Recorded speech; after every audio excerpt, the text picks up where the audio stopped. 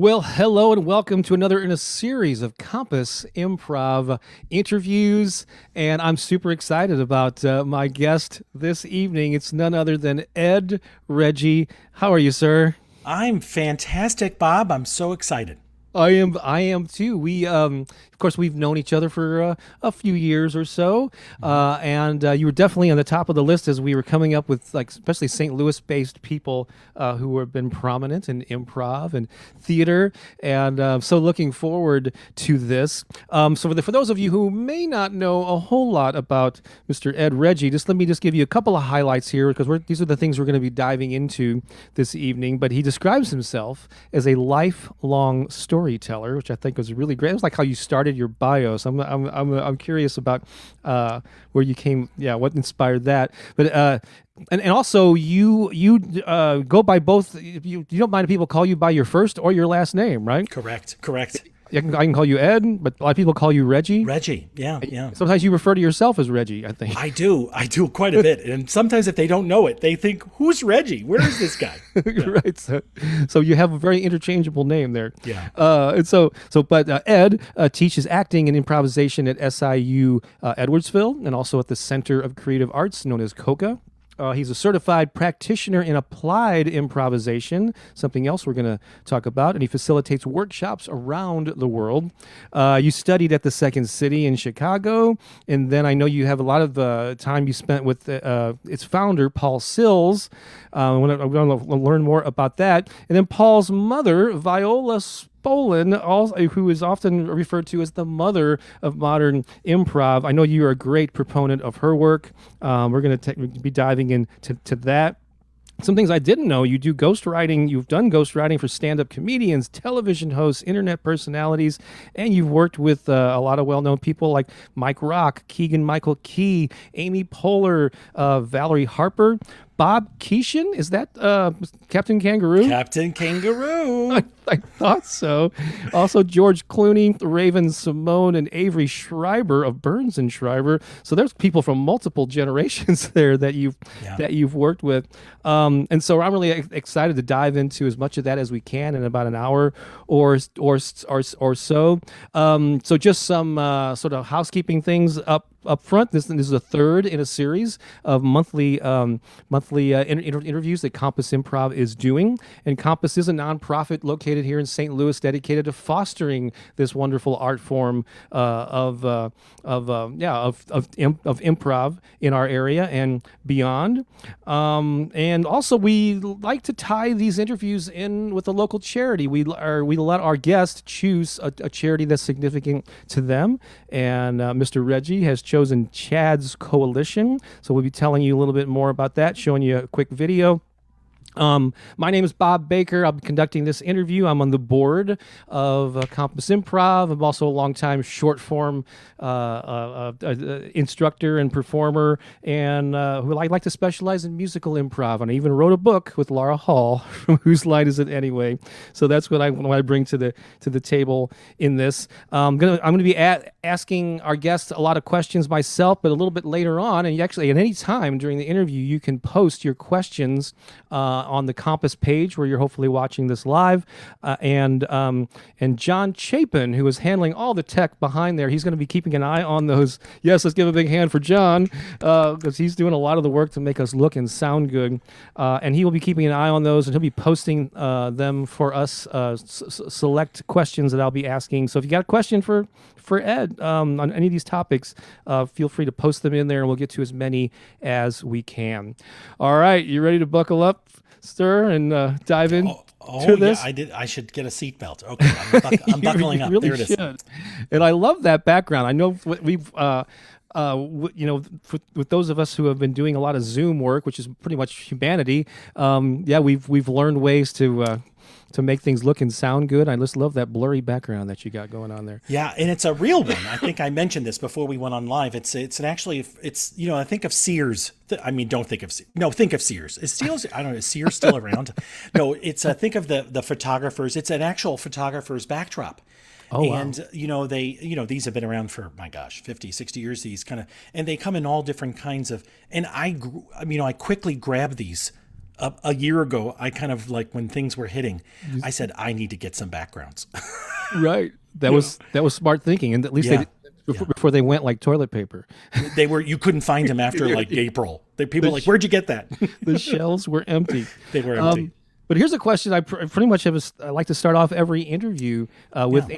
So Ed, can you pinpoint like the moment that you either first or learned of improv or exposed to it, or and maybe combined with that were inspired to say this is something that I want to do?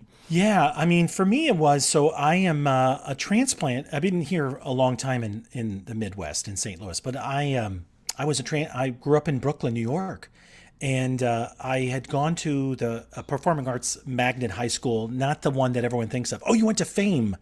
And that was, of course, LaGuardia. That was the School of Performing Arts in Manhattan.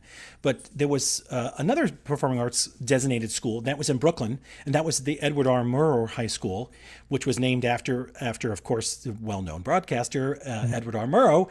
And its specialty was television because it was attached right next to the NBC studios in Brooklyn. Cool. And so because I had gone there now I always tell people, my students especially, I grew up in the neighborhood. I didn't really... it wasn't like my parents, they moved there before I was born. So I had no say in the matter. But for sure, it influenced my life because I had gone there. Was a nerd. I say a nerd. I was a nerd, like a computer nerd. And because my dad is an engineer he's, that's what he did. So for his whole life. And so when I went to this wonderful school, Murrow, my neighborhood school, I remember being in a class early on when I started to dabble into, theater. I remember being in class and learning, at the time, Viola's games from a teacher and theater sports, Keith Johnstone's theater games. And I remember learning these and doing them in traditional acting class. And it like a light bulb went off. And I saw the response from my fellow classmates that I had something that was it. Don't get me wrong, I liked doing musical theater. I then pursued in that school musical theater training, and that's what led me into theater. But there was something about this electricity of not knowing what to do and being on stage, as you know, Bob, and many of the people watching this. There's something electric about like totally being present to everything that's going on around you. And when I realized that in this very first game, it was like a freeze game that we were being taught, but it was kind of a group class. My teacher, Scott Martin, was doing the exercise where we all were on this black box stage, and he sort of would clap and then name somebody. And then we had to use all 15 or 16 students that in all the positions they were in. And we had to start a scene using all of those people. I mean, it's kind of like, talk about a little Group bit of freeze tag, right? Group fee. Yeah. He was doing this like as warm-ups.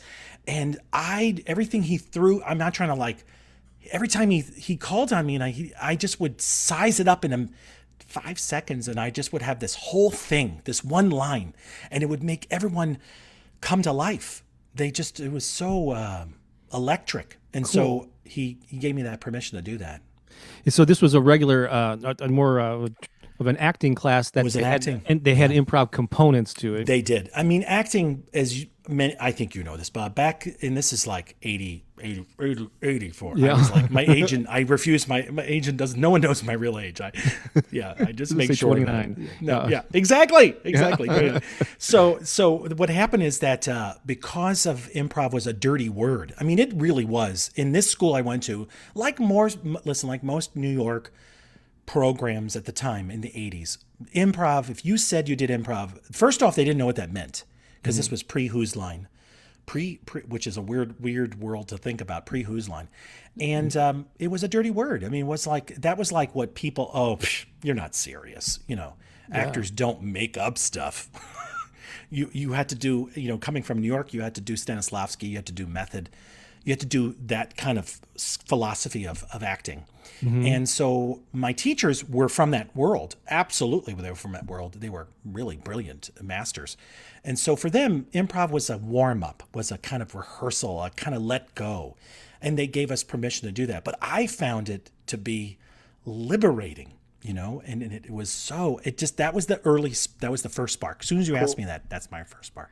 And then, in what ways did you get more involved in it later? Did it come months later, Yeah. years later? It did. Well, very quickly, another teacher there, Robert Ellman, Mr. Ellman, it's so weird to say their first names. I never know him as Robert Ellman. I'm here, and like, if I see him, he's still with us, and I'll say Mr. Ellman. He's like, call me Robert. I'm like, no, I can't. But Mr. Ellman recognized that I was really good at this. I mean, I was really, it was really something working for me.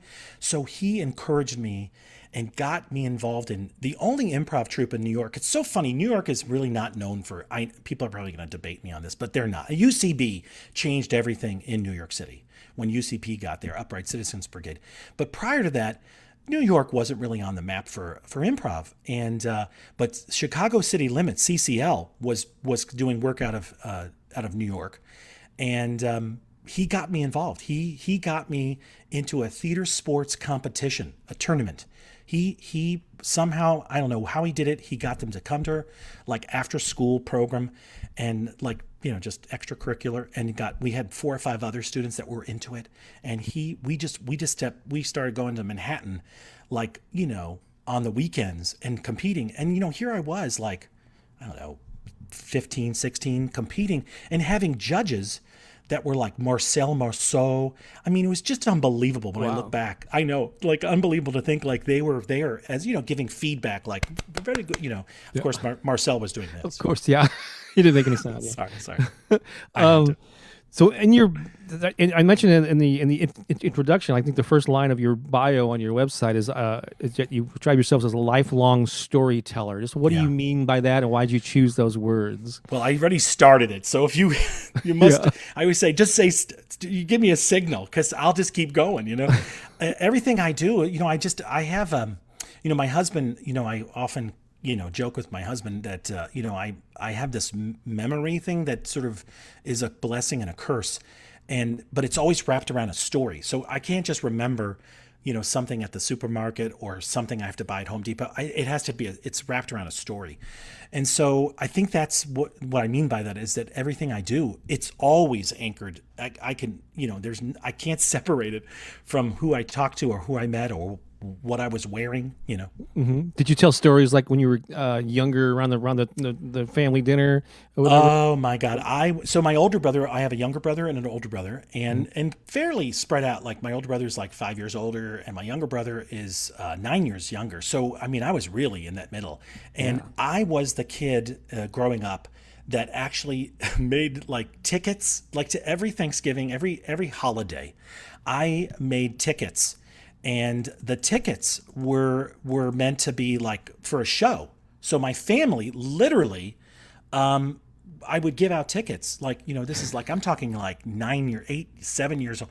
I would give out tickets and they were like the show's starting after the turkey, Wow. Oh, yeah. that's I mean, awesome. and I'm not kidding you. I've got a playbill. I had like, just handwritten, I was just doing this and I would have a show and I would line people up in my family. Like, you're going to do a song. You're going to do a magic trick. Even if they didn't do magic, I was like, just do it, And you were like an MC or something. And I was emceeing and I would, of course, do a song or, I kind of staged it in a way of like a variety show. I mean, to me, I grew up, watching the classic variety shows, of course, Carol Burnett. And so that I was emulating those things for sure, 100%. So obviously this goes back, and I find that a lot of people who have found their right livelihood, which is a term I really like, can trace it back to childhood. And you obviously could. And then when improv came along, it's just something you took to, so you knew this was a path, something that you should pursue more.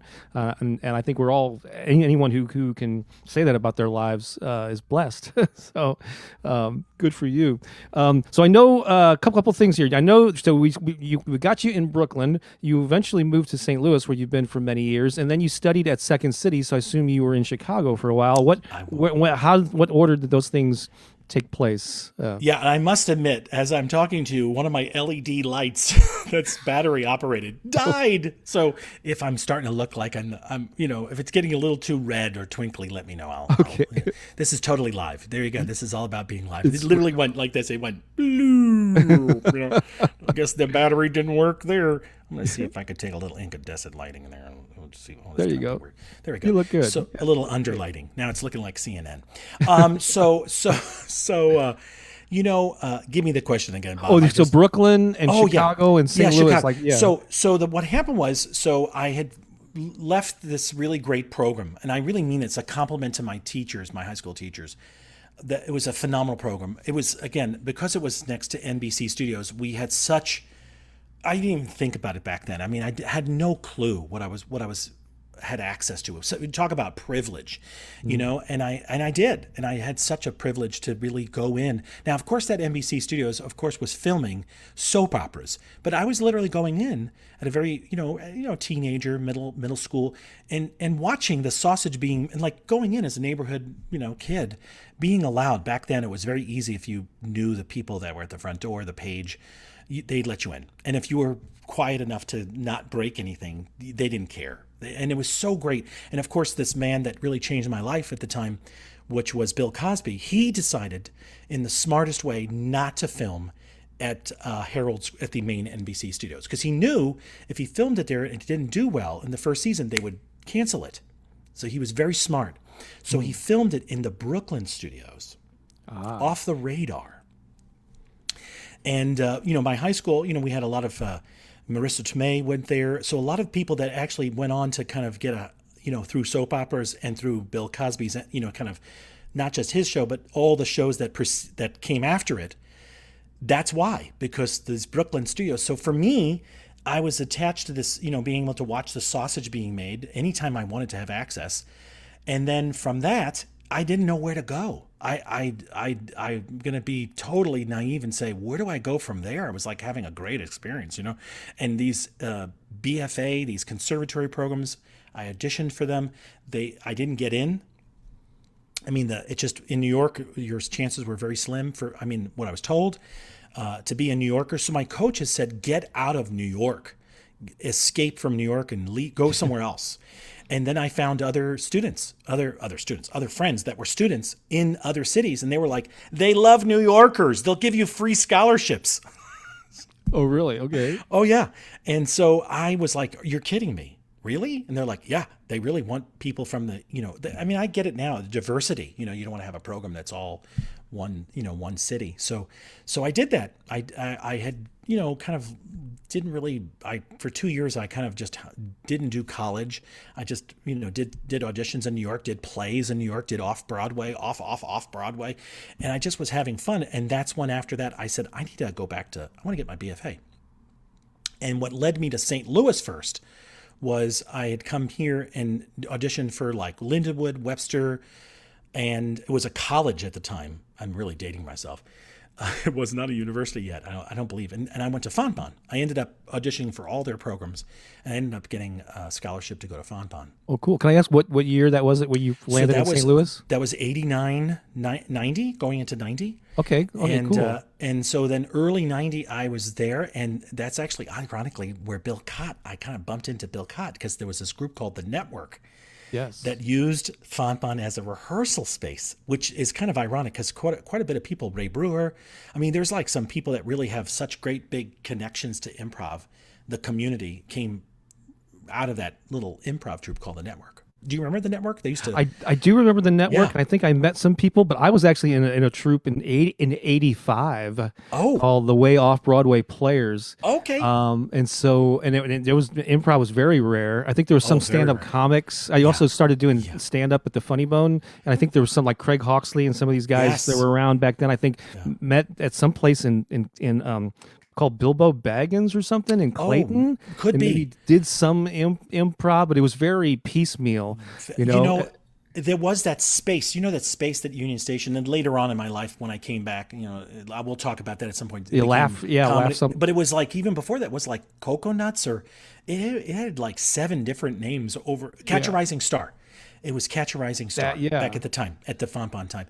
And in any event, so when I finished my undergraduate at Fonbonne, I was very disheartened. I was actually, for lack of better words, I was kind of burnt out. I was actually like done with. I thought like what am I doing this theater stuff for? It's like, what am I doing this for? And I had done traditional like kind of scripted theater, musical theater, and I had really. I mean, Fampan, I never will trade those years in because I did a lot of art. A lot of fine art, a lot of like I took a year of painting and a year of figure drawing and a year of, I was around all these art, like not that actors aren't artists, but fine artists. When you're around a bunch of fine artists, I don't know if you've hung around fine artists. It's just they sit for 12 hours and just doing the figure, like oil painting, just the face. Right. And, actors are like, after 3 lines, they're like, are we done yet? Are we done? Can we talk about drama? Can we drama? Can we? And it's like the master. I mean, I'm not trying to be silly, but it's like I learned so much from those fine artists. So I was kind of inspired by them, and I left town like right after that, and I, almost like said, phooey to St. Louis. Sorry, that's really weird. But I left Chicago then. At that I did. point? I went to Chicago, and I'm talking about like nothing was steady. There was years where I was just going from there. Then I, would go to L.A. for 9 months, and then I would go to. I even did a stint in Sarasota right before Ringling closed, and their university down there, and. I just was bouncing all over the place, trying to find something else that was, I think a lot of artists trying to find something to inspire. And, when I was in Chicago, that's where I landed into this kind of, I'll be totally honest, like naive as I was, I still hadn't really appreciated or had a love. I loved improv. Do not get me wrong. I was always doing it. But I had yet to be really in front of a master, a trainer, a teacher, like yourself, Bob, like someone that really knows what they're talking about. I had just been getting little bits and pieces. And unfortunately, it wasn't until later on, after my BFA, that in this mid to late 90s that I ended up, on a whim in Chicago at an audition. What happened was Second City realized they were turning 40 or 30. It was like their anniversary, I think. Yeah, well, 59 to 89 would be 30, right? Yeah. 30. So they were turning 30. Now, this is really funny to think about this. They were turning 30, and they recognized that they had been casting only, I'm just going to say this, heterosexual, mostly white men, except for the token black woman or Asian woman. I'm just going to say this. This is what they said as an organization. They said this, and they said, we're going to create some they called it the Minority Outreach Program. And it was short-lived under the tutelage of the training director, Martin, is a blessed memory, he passed away. But Martin DeMott, who was the training director, said, we've got to look at the walls, like the walls of Second City. Look what we've done. We have all these heterosexual white men, presumed, not all of them were, but they were closeted if they were. And they said, we've got to change that. So they created an all black and brown class, a program. They said, let's segregate. What would happen if we took insulated in the curriculum, in the program, just black and brown improvisers and put them through the course and protected them? What would happen if we took LGBT improvisers and protected them and put them through the course? In other words, where they could do anything they want to do, and they wouldn't be the token joke in the course.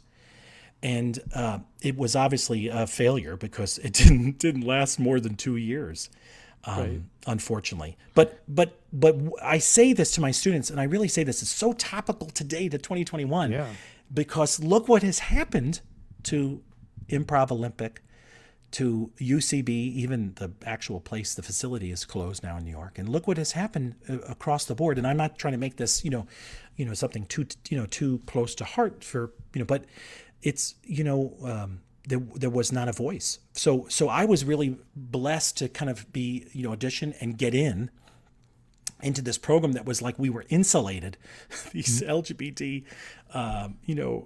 improvisers, that we could do whatever we want. And be protected, to a degree.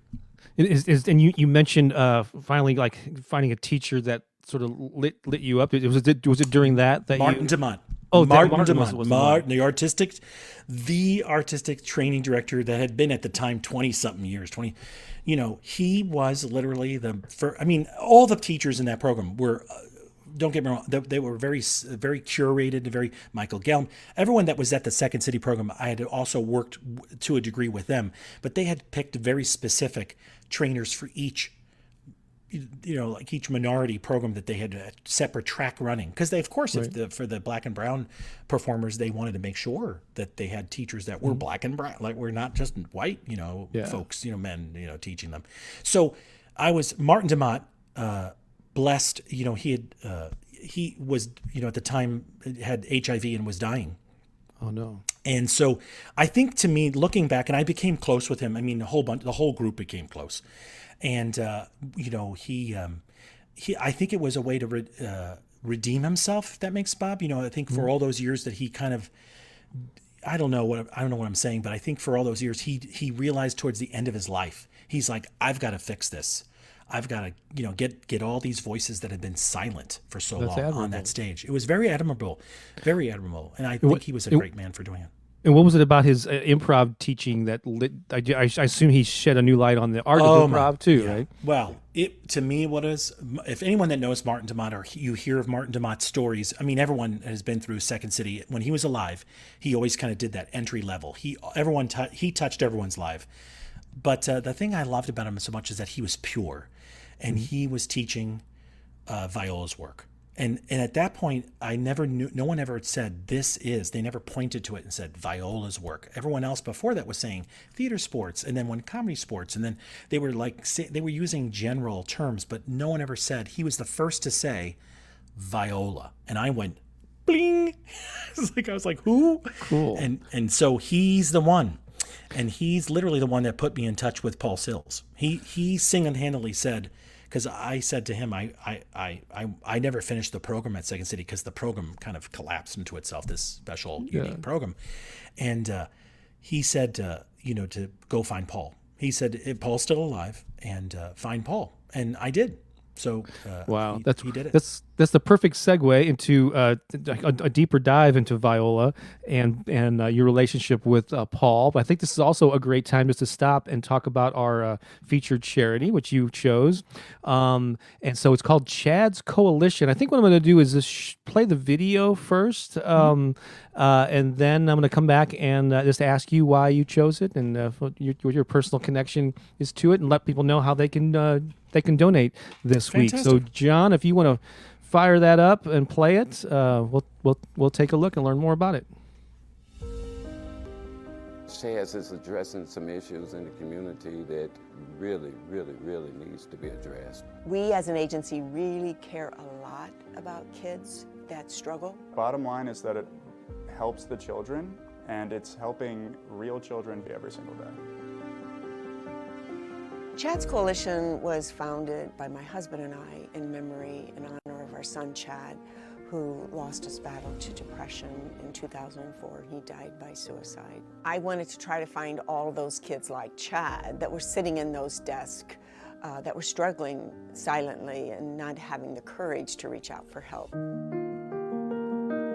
Our first program was family support, where we wanted to connect families to services that were available to them. Because when Chad got sick for us, we jumped in the skillet, turned on high. We didn't know what to do, where to turn. And then we also started the SOS Signs of Suicide program, which is an evidence-based program talking to kids about depression and suicide and what it looks like. The social and emotional well-being program, we go in, we try to change the culture of that school in terms of working with kids one-on-one. Family support has transitioned from providing connections to providing one-on-one clinical support for kids who struggle with anxiety or depression or actively having thoughts of suicide. And currently, I think about 45% of the kids that we see in our family support program are struggling with suicidal thoughts. I go into the classrooms and being able to speak with them and really asking them, when you think about a person being depressed, what does that look like? Think about a person that might have thoughts about harming themselves. What are those signs? And then asking them, what would you do? We know when we go into a classroom, when we start talking about suicide, and there's 25 students We know that there will probably be, based on statistics, that there will be between 1 to 2 of those kids are going to try to kill themselves that year. But we're talking to that whole classroom, empowering every one of those students in that classroom that they can make a difference. And there you have it. Sorry about that abrupt ending on that video.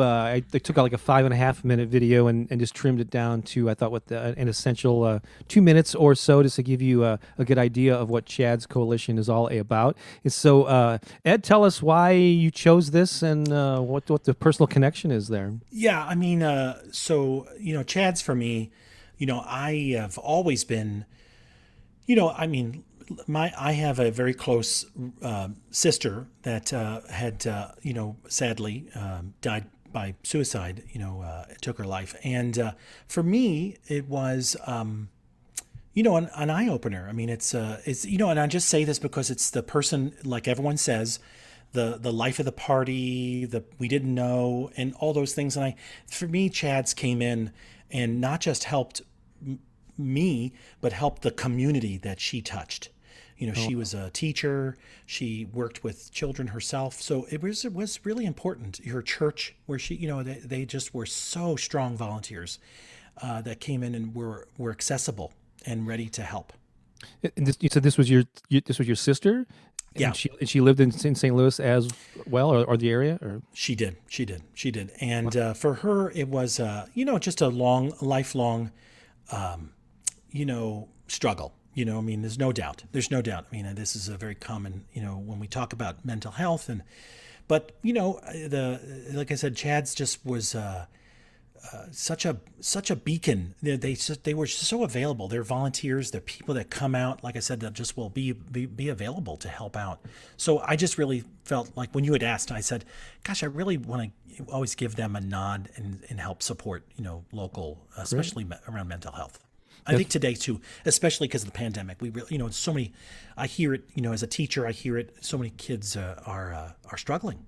Yeah, and isolation and not having the social, because that social interaction with people is a part of well-being. Huge. We don't get it, and So I was not aware of it. So I'm glad that you decided to feature this one, and so basically the way this works is between now and midnight on Friday, anything that we would like the donations to come through the Compass Improv site. We will collect them all, and actually Compass will match the first $50 in donations and send them to Chad's.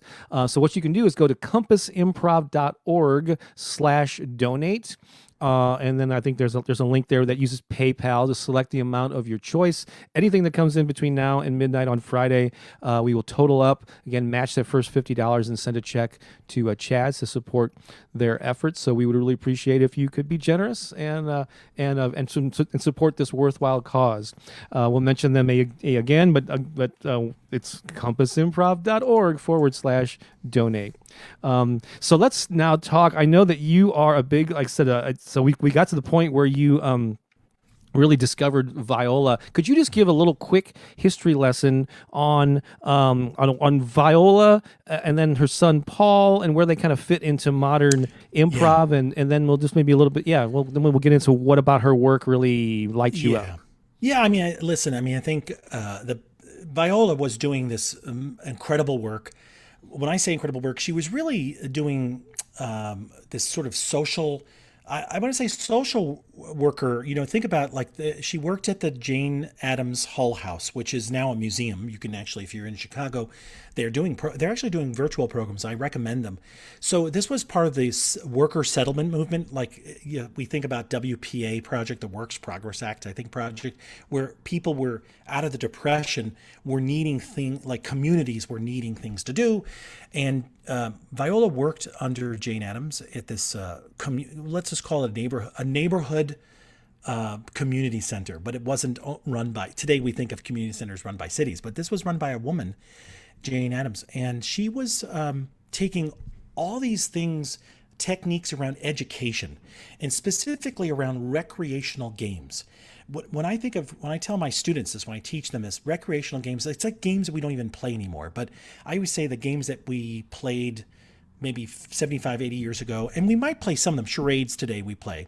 But, games like even dodgeball or, Red Rover, games that people played with, before, I would say before like TV, And as kids too, right? as kids, yeah. But Primarily, even yeah. adults got in, like after a meal or a family, like Sunday dinner or a holiday, everybody did this. This was kind of like you just played, your brain, it was physical and it was also mental. And she was collecting these things, these games, these extra, and she was then shifting and changing them and adapting them.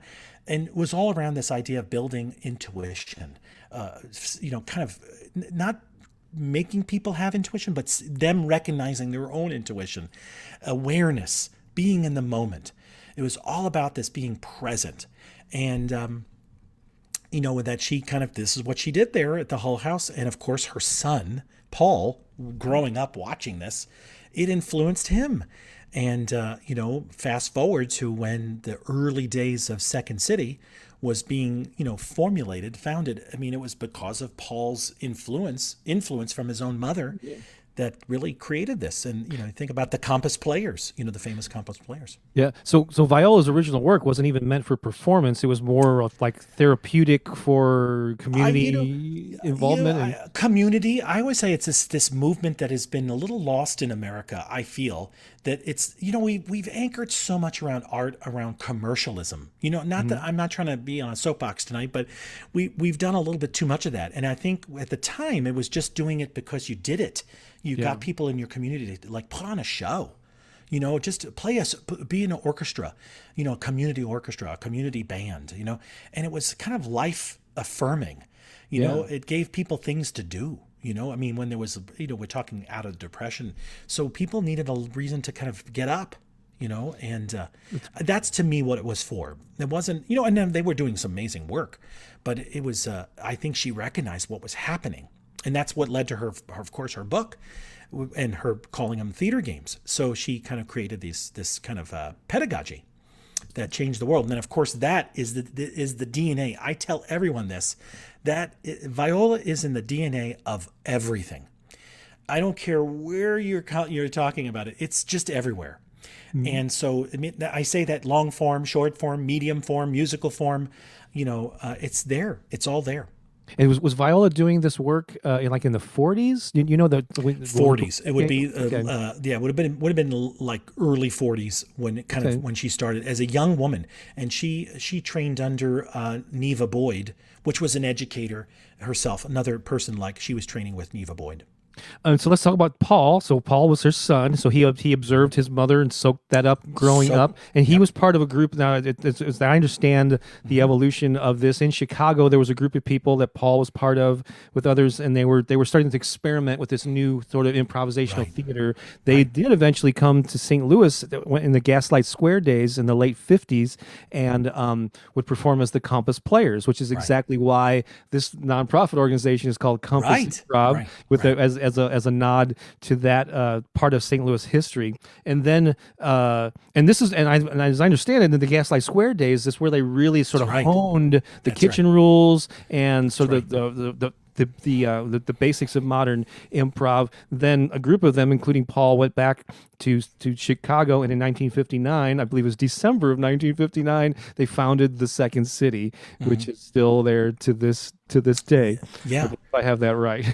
Yeah. Well, it's funny when I would always, I fast forward in there after just to kind of in that whole time of leaving Chicago, and leaving Second City, I did get in touch with Paul. I was really lucky and, that he was, his gatekeeper, which is Carol, his wife, picked up that phone call and allowed me, to kind of jump in his master, like a master workshop that he does in the summers. Mm-hmm. And, up in Door County, which is, that little peninsula up in the bay. Yeah, been there. It's beautiful, yeah. Beautiful, beautiful. And so I was really lucky to kind of meet him. And then from that experience was to really soak it up and say to him, like, just to be like, Paul, I want to learn everything about Viola that I can.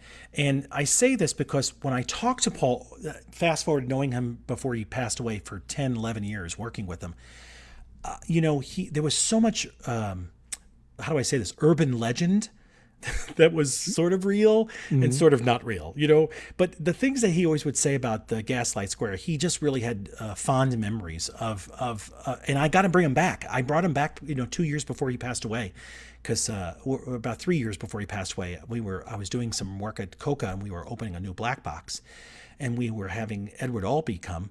And another artist come, and I said, Paul, I would love for you to be there to open this black box. And he said, okay, we'll do it. I'll do it. And he wasn't at the time traveling, but he came, and I brought him to where the Gaslight was. Oh, how cool. I mean, it was just sort of like, for me, like full circle.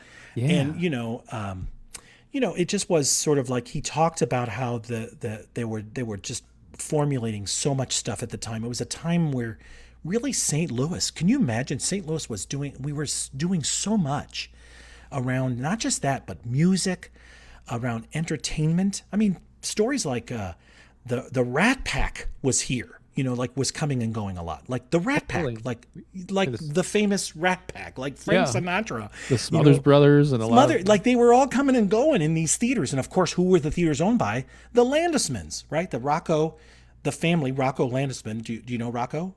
I don't think so, no. He was the NEA, chair under Obama administration. But prior to that, he owned the most Juju Myosin theaters. He owned the most Broadway theaters on Broadway, were Juju Myosin theaters. He owns the most. And so the Landismans are from St. Louis. Of course, I think there's a famous, I think she passed away, of course, Joan Landisman was a very famous singer. But the Landismans are very well known. There's still a lot of Landismans here, and they're all connected. And they are the ones that own the famous, the Chandelier. That was the one that they did all their work at. I can't remember the theater. What was the name? Oh, that's something. It had beautiful, like the Crystal Chandelier. Palace or something. Crystal Palace. Okay. It was beautiful, and so it all goes back to this space. The people coming and going, Bette Midler. I mean, the stories that Paul would tell me. And I'm like, wait, are you sure that you're talking about St. Louis? Frank Sinatra, Wow. he's like, at the time. And he would tell me stories about the mob and organized, like the division of streets where you were protected. But if you crossed, Wow. you may not come back. That'd be amazing. Got a little piece of history there. Yeah. We're getting a ton of questions here. I have a Yes. ton of my own, but I want to make sure and we get our audience involved here. So speaking of Please. viola, Peter asks, is being grounded in Spolin limited or freeing? I don't, you know what he means by that? Or? I don't know. It sounds like he's leading what do they say in court? Yeah. Are you leading the witness there? Yeah, no, yeah. I'm kidding. No, I think this has been mentioned quite a bit. Listen, I think there's the, like, I'm going to say who I've taken workshops plenty with Mick Napier at the Annoyance, and there's this sort of pendulum swing where, I'm just going to be bold and say there are some people that say like, oh, just forget the yes and forget Spolin and forget all the... But, I am often reminded that those people who say that have been doing this for 20 years. They say that. It's like, in all fairness, it's sort of like, I'm like, yeah, you could... But there's something so foundational about this sort of like the beginning days of when I work with students, and I work with all ages, when I work with them and have them in that beginning stage and, play these viola games, these basic games, they're meant to be really very deliberate, very strategic, and they're really helping, supporting the player. They're not meant to be prescriptive or limiting. If someone's teaching, this is what I would say, if you're learning Spolin in a sort of doctrinaire, authoritative way, you're not learning it. Or get a different teacher, because Viola's always said, that it's there's no wrong and there's no right. It's just the way we're doing it today. There's no that whole authoritative thing. It doesn't work. So it's like the thing. It's like learn the basics and don't break the rules until you know them. That's it. That's it. I think that's right. No, I think you're right. I think you have to sort of get. What is it? What's that type of music? Was Suzuki where they just they give the violin to the kid who's 9, and they say play. And it's like a cat dying. And then eventually they hear a note and they're like, aha. And I'm like, that's great. But I would be the adult still playing it 20 years later. Still making noise. Yeah. I think this is a question from Doug. But what was the hardest thing in improv for you to learn? for you to learn? Well, for me personally, there's so much to that. Wow, my God, I'm going to say this to you. I mean, the moment, and this is just going to be my truth that I'm going to speak. When I did the program at Chicago, at Second City, when I started it, and I was so excited, I got in, and I'm in this really kind of protected program with, again, 8, 9 other LGBT, self-identified comedian. We had someone come from London who did the court. It was unbelievable. The program was unbelievable. That experience was unbelievable. But being on stage, working in this program, maybe by the second week or third week, and then having Martin tell us to the performers that were performing, we're doing scenes and stuff, and he stopped. He goes, stop. We're going, what? What's wrong? And we're like always like I was always looking at him like a mainframe computer, like a guru. I hate to do that, but we do that. I was like, It's Martin. He's giving us advice. I got my pad and paper, and he said, "What are you doing?" I go, "Well, I'm just playing a dad. What's your relationship?" My son, and another one of the other players. And, well, what are you guys talking about? And the other actor is like Chris, who was my best friend to this day. He's like, we're just talking about like I can't get a date with a girl. He goes, why are you talking about girls and getting dates? Why wouldn't you talk about a boy? Like, because everyone in the group, when you looked out there, we're all LGBT people. Okay, yeah. And we're all sitting there, every one of us, we're sitting there going, now you got to remember, this is like 98, 97, late 90s. We look at it with a different lens today, but we all were performers that were like able to blend and be in a show, Bob, and never worry about doing that. And, we would make we would make the queer being the joke. We ourselves, meaning I did it for years, would play the comical gay character for the laugh, right? For the laugh. And he stood to us in a very sweet way, Martin, and said, you don't have to do that anymore here. You could just actually make being straight the joke. Yeah. If you want. Playing it real. Yeah. It was such a rude awakening. That for me personal, Doug. That was me. What a true, and I think I share that with my students today. Like, if you could bring yourself to the character, I mean, it doesn't mean you have to be the character. That's therapy, and that's a different thing. And I think we have to be careful of that. But we're giving ourselves a permission, a voice, I really think that to me was an aha moment. I stood back and I was blown away. I was like, oh my God, you mean, wow. That's a great story. Yeah, I can see why Martin meant so much to you. Yeah. Larry has a question here. What is your favorite form to perform and or watch? And has that changed over the years? Yeah, you know what? There has been some changes over the years. In my heart, so I do, I literally make my living. I eat well too. It's not like I'm starving, but I make my living off of doing improv. I mean, I'm a performer by passion, but I don't just do it because I do it. This is what I do for the last 20 plus years. I've been doing it. And for me, short form is what audiences really want. And I'm not here to kind of debate long form, short form, but when I am hired, I did some work recently with Microsoft. They don't want an Armando. They don't want, I just say that and I laugh. I don't mean to, but, and people that I think it's sometimes we got to be careful in improv that it's opera that, and I don't now I get all these hate mail from opera people, but you know what I'm saying? It's meant to be accessible. And that's what I mean about going back to Spolin. Like when you have an audience of all different, like Paul used to say in the very first space, and I don't know the street, but it was like near the pier. The very first time when they were doing improv, you had people who got off work, who worked on the pier, like really workers, like they welded all day, yeah. Blue collar. Mm-hmm. And then you had professors coming in too, because it was not very far from the university. And you had all walks of life, right? PhDs, he used to say, down to people just can't, grunts, right? Mechanics, all that. Not to put down, they're just as smart. But and he said, you got to that's your audience. You can't just play to one. And to me, short form has always been in my heart. But in the last couple of years, playback has become my passion. Because when I say playback, it doesn't have to be necessarily official. It's still all the same to me, playback. But I mean playback using that style of where I interview. And I have a show I've been doing for many, many years. I think you've come and seen it before, How We First Met. Yeah. And, where I get to ask just couples who have been together for 1 week or 50 years, it doesn't make a difference. It always works. And asking them about the time they met, build. And it's like, that's playback. It's just hearing pure stories and then watching it come to life on stage. It's a life game, what Keith Johnstone calls life game. Yeah. Well, I see. Well, John is just putting in first names here. I see that there's also a question from Joan. I have a feeling that might be Joan Lipkin, who does playback here in St. Louis. She and does. I have been involved in those shows Ding, ding, ding. Yep. with her. So speaking of Joan, I'm assuming again it's her. She asks, how has this work, improv training, Second City, etc., affected your approach to your own life besides the fact that you do improv? So yeah, I've often said there's many life lessons, ways that it influences your offstage life. Yeah. Oh my gosh, there's not a day I don't use. There's not a day that goes by that I don't use. I'm not just saying this to be like, there really isn't. And at least I go in with it.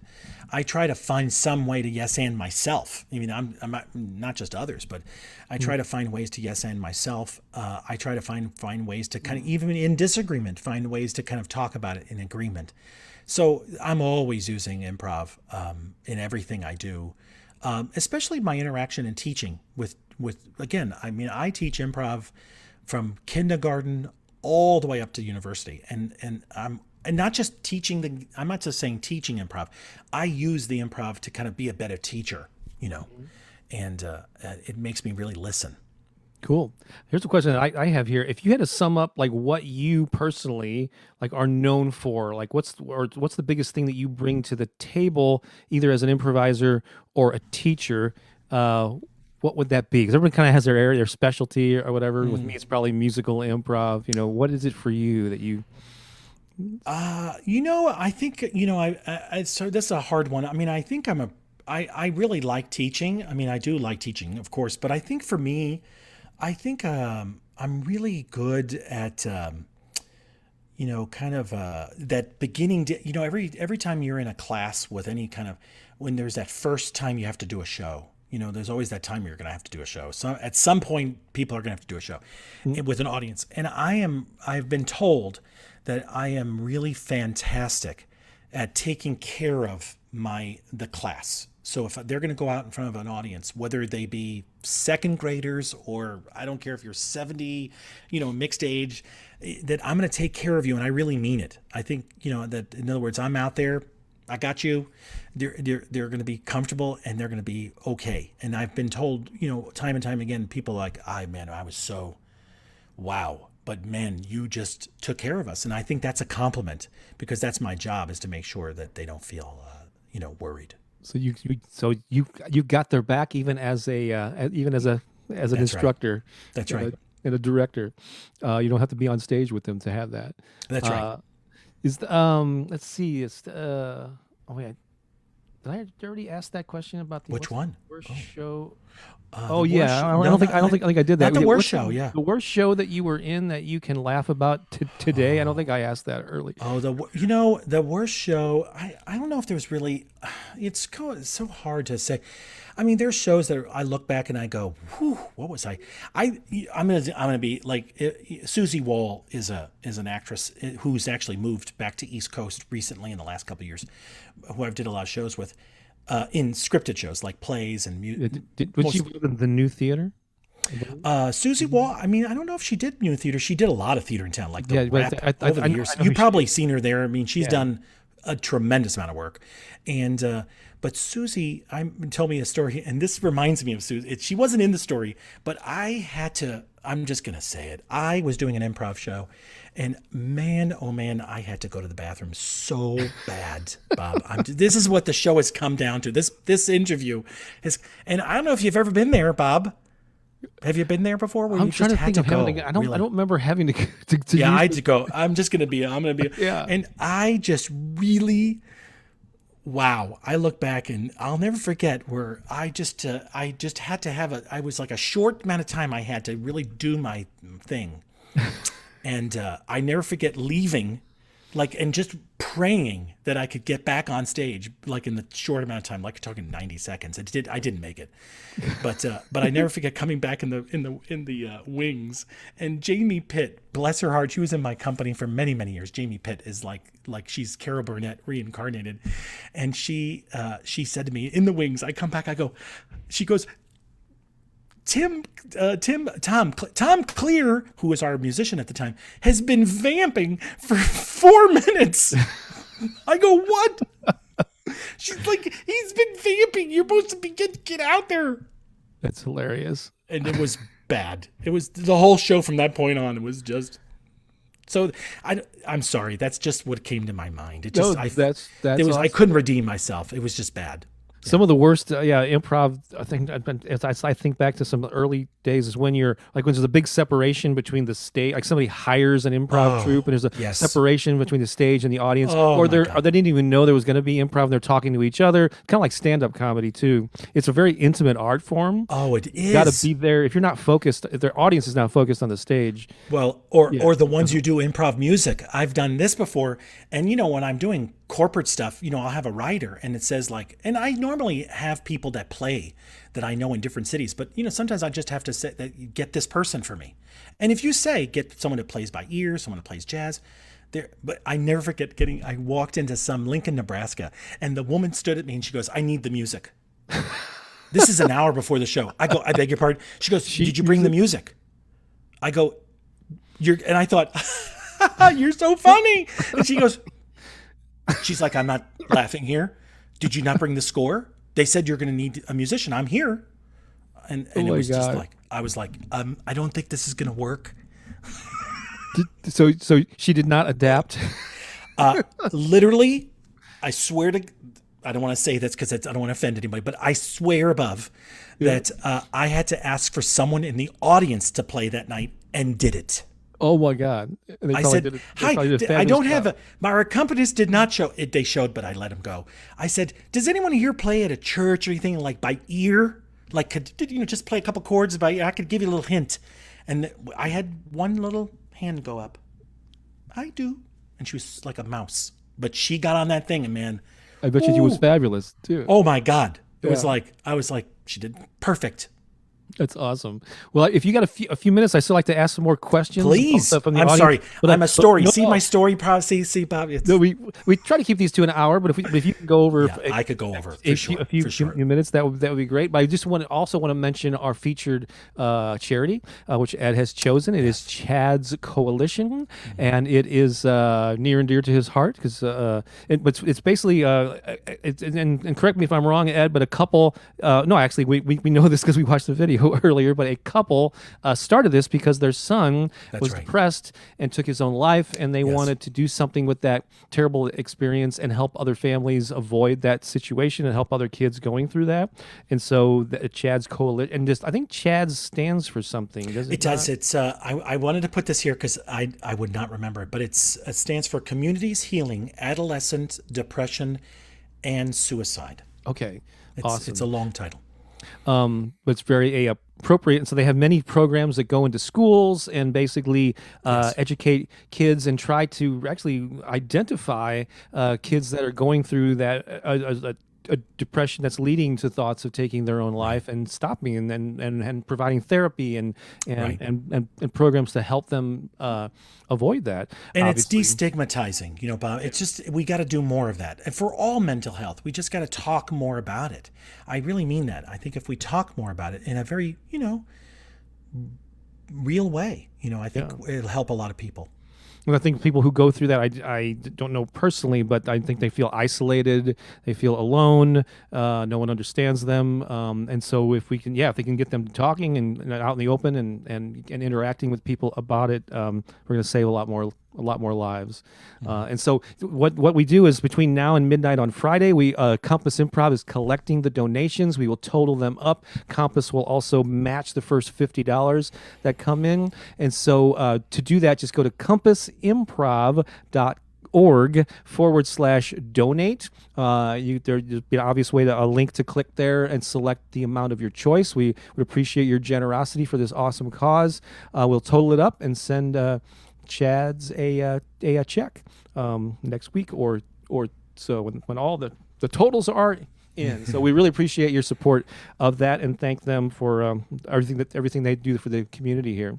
Let me just kind of go back to some questions that I like to ask our guests. What are your top tips for beginning improvisers? So a new improviser, what's like a number one basic, one of those basic Spolin type of Yeah, I mean, I think the most important thing is to, really just play. I mean, it sounds so simple, but the same playful spirit, that people do when they fill in the blank, any kind of thing that makes you just forget for like 10 minutes, like you just lost, you're like, wow, I didn't know that took, if whatever that is, any game, if it's just running around tag. I don't know if you've ever played SWAT tag, I don't Oh my gosh! If we were right now in person, this is the time when I would actually show you. It's got to be newspaper. I've seen people use like a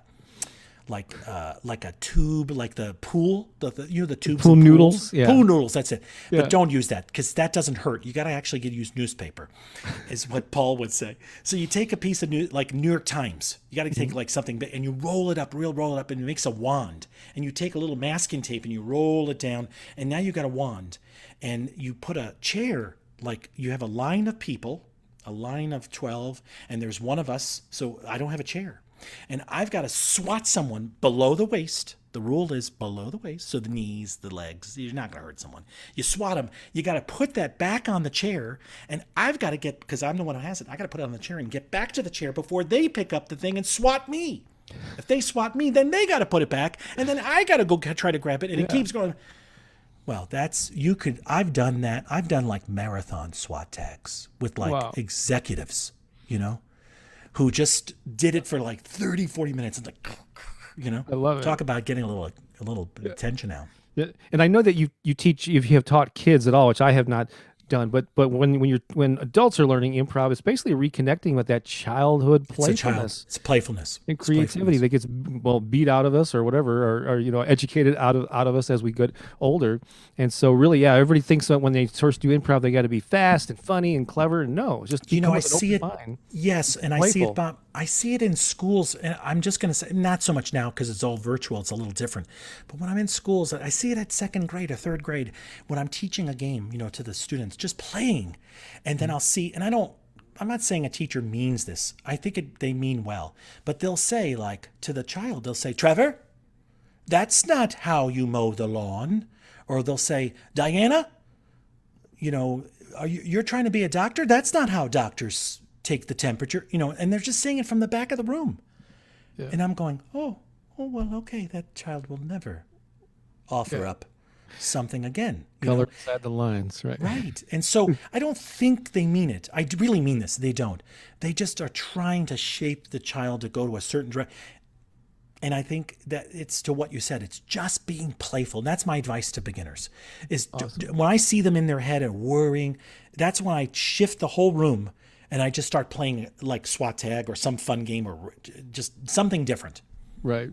So Margot here wants to know about someone that we mentioned, Avery Schreiber of Burns and Schreiber. What was your experience with? We talk about some brushes with greatness here. Yeah. So obviously, I shouldn't say obviously, but being close to Paul and working with Paul for that span of time. First off, that in itself was like, I didn't even plot that. I didn't plan that. But becoming close to him and his wife, Carol, and his family, his daughters, just kind of watching them grow up.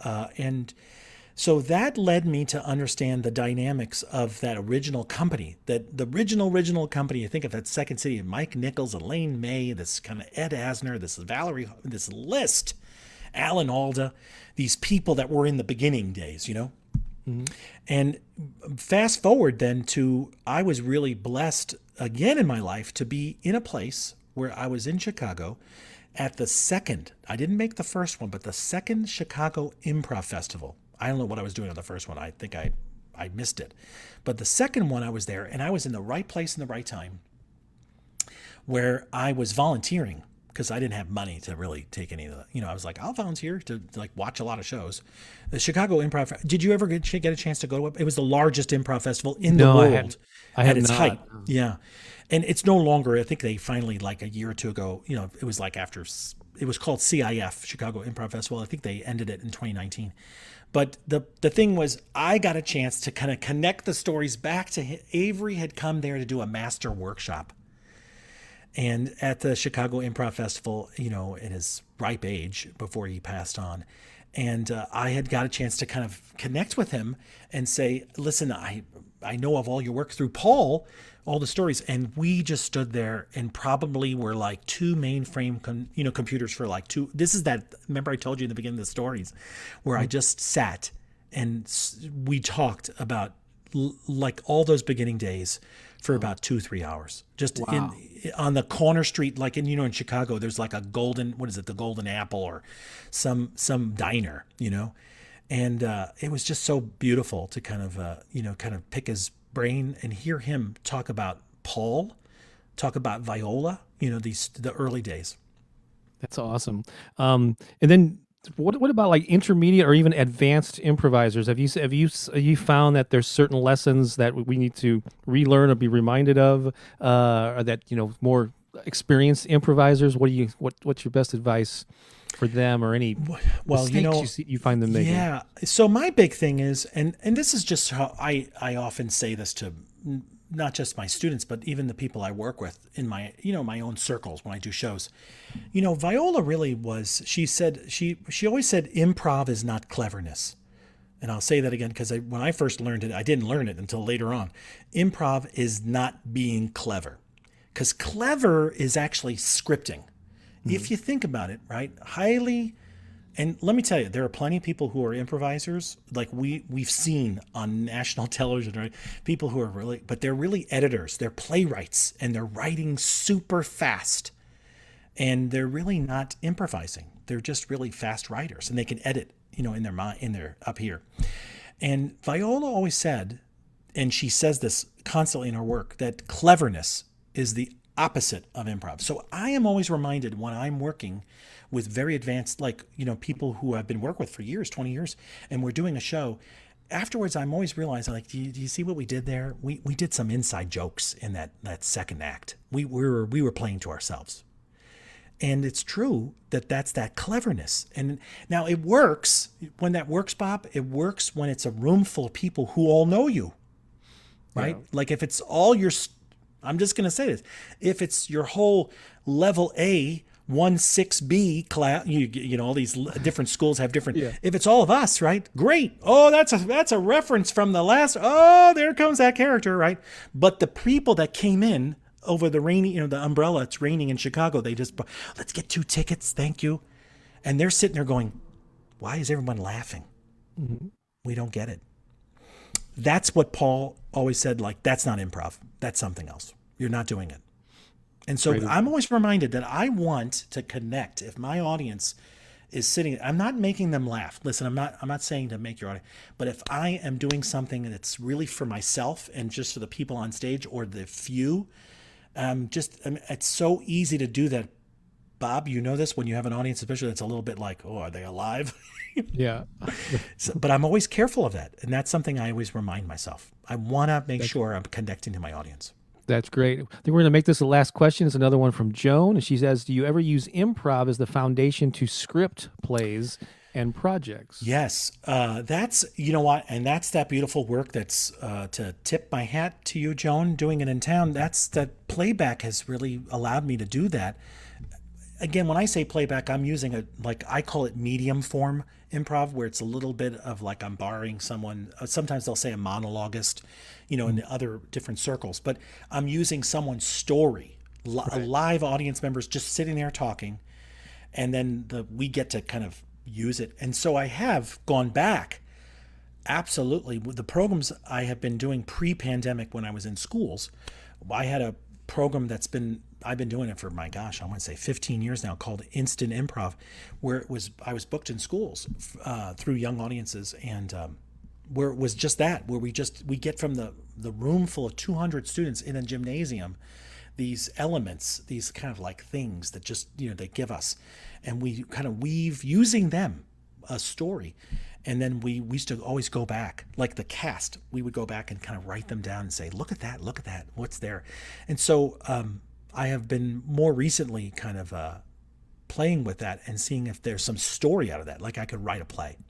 Cool. And that's really like how Second City, even if the Second City is known for improv, they're That's also big sketch comedy, and a lot of times their scripted sketches originally came out of improv games. It's technically the longest running review like sketch in American history, because they keep adding, after they get enough, they add more, and then it's a new review that would go up. So it's really the longest running kind of, it's devised in many ways. It's just then edited and cleaned up. Right, because sometimes you come up with hilarious concepts in a random improv game. You go, man, this would be, I think to myself, this would be great to flesh it out into something, and then you quite often you forget. I don't know, like what do we do in that show? I tell my students this when I teach improv and musical, when I do my improv musical, class, that Urinetown. Do you know the story behind this? I saw that. Yeah, I saw it years ago. Urinetown they were working, Boom Chicago, they were working out of Amsterdam. That company, the original the guy who the team that wrote Urinetown were improvisers working out of Amsterdam. And they had a suggestion, what would be the last thing you'd pay for? And they did a little small improvised set, like a 10-minute set. And someone said, go into the bathroom. And that's where the root of the beginning of Urinetown. We're talking years ago. Yeah. And then they realized they record everything like Second City, and every place records everything. They used to do it with cameras and then digital. And they realized they were onto something. Rumor has it that they found the guy who yelled out going to the bathroom so they could make sure that he wouldn't want to cut. Yeah. No, Wow. They found him because they took it to Edinburgh. That's where the official Urinetown the musical was started, and then they made it That's into a full-blown. awesome. Yeah. Love that. I'm So sure it they're was probably- improvised. So Yeah. I say that to my students. It was an improvised musical to start. And then they fleshed it out into a They fleshed scripted it. one with real music and everything. Correct. Awesome. So once again, I want to remind you to support our charity that Ed chose, Chad's Coalition. Just go to compassimprov.org/donate, and you have between now and midnight on Friday to submit the amount of your choice. We would encourage you to do that. And again, Compass will Compass. I always have to say it right. will match the first $50 and add on to the total there and send them a check. And so, Ed, thanks a lot. Where can people go to find out more about you? Oh my gosh, just the normal stuff, edreggi.com. You just could, go there and you'll know what I'm doing and, anything I'm workshops, festivals, or anything like that. Or I have a Facebook page, an actors page. You can go there too. I think it's facebook.com/Edward Reggi, because Oh, really? It's Edward there. Right? it's Edward there, because the other Ed Reggi is it's a long story. Okay. I own both of them. You could go to either one, but Edward Reggi is the official. Yeah. And your name should be spelled under your box there. Everybody's watching was Reggi. So yeah, edreggi.com. That's where I found all your information and your bio and all that good stuff. So this has been a pleasure, sir. After knowing you all these years, it was great to reconnect and learn even more about you. What a wealth of knowledge and great stories that you have to share. So I hope you had fun, and I had a blast. Thanks a lot. So that wraps up this particular Compass Improv. We'll be back. Next month it's going to be BJ Lang, also St. Louis roots, living in LA now. He's quite an energetic guy with a great story to tell. So that'll be April 13th, also a Tuesday at 7 p.m. Come back and join us then. Until then, folks, have fun, and so long for now.